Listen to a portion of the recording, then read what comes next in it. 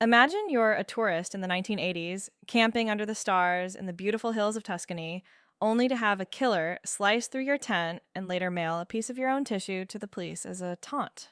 Wait, that sounds like a Hollywood slasher flick, not a trip to Florence. Is this a real person or an urban legend? He was very real, Jordan. Known as the Monster of Florence, he carried out 16 murders over 17 years, and the most chilling part isn't just the crimes, it's that after decades of trials, many people believe the real killer never spent a day in jail. So we're talking about a ghost story where the police might have caught the wrong guys? Let's get into it. The nightmare officially began in the summer of 1968 in a small town called Signa. A couple, Barbara Loci and Antonio Lobianco, were shot to death while sitting in their car. Okay, tragic, but was it a serial killer event or just a targeted hit? At the time, everyone thought it was a simple crime of passion because Barbara's husband, Stefano Mele, confessed to the murder.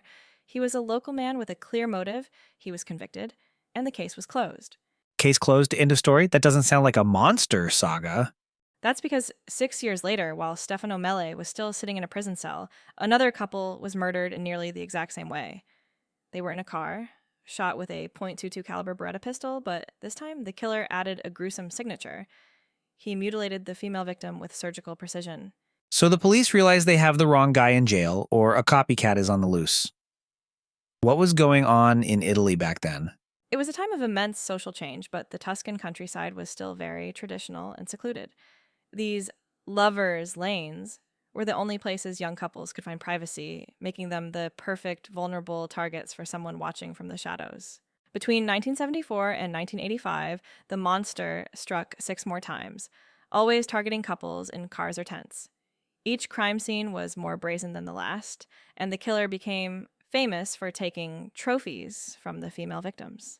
If he's using the same gun every time, why couldn't the police just track the weapon? They tried, but the investigation was a total disaster.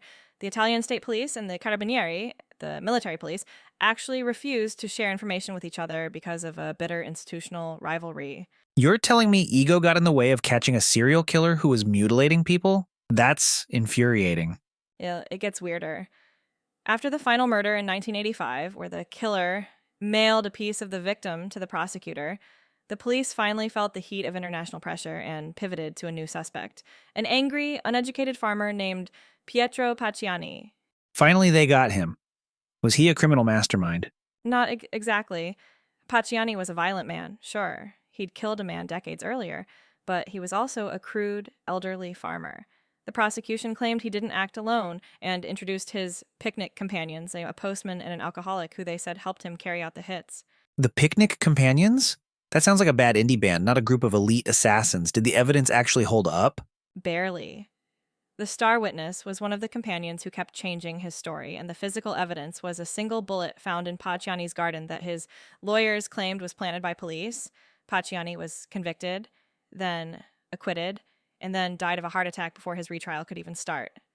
So the main suspect dies, the case is a mess, and the bodies have stopped appearing. Did they just call it a day? No, they went down an even deeper rabbit hole.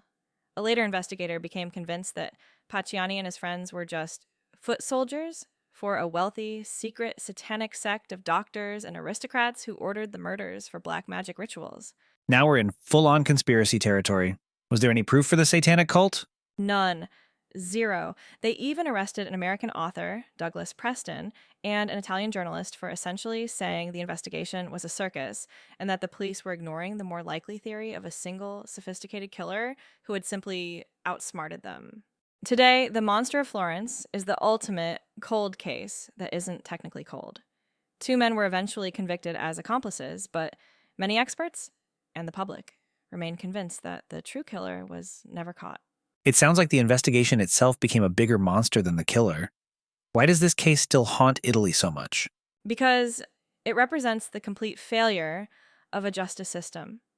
It's a cautionary tale about tunnel vision in police work, where you decide who's guilty first and then try to bend the facts to fit that person, even if it means inventing satanic cults. It's also a reminder that sometimes the most terrifying monsters aren't the ones in the woods, but the ones we can't identify because we're too busy fighting with each other. Exactly.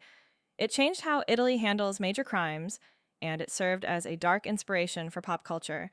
Most notably, it heavily influenced the character of Hannibal Lecter, who in the books actually flees to Florence because of this very case. If I'm at a dinner party and someone brings up the Monster of Florence, what's the one thing I need to remember? Remember that it was a 17-year reign of terror that ended not with a clear answer, but with a tangled web of conspiracy theories, leaving the true identity of Italy's most prolific killer a permanent mystery. That's Wikipedia. Every story on demand. Search your next topic at wikipedia.ai.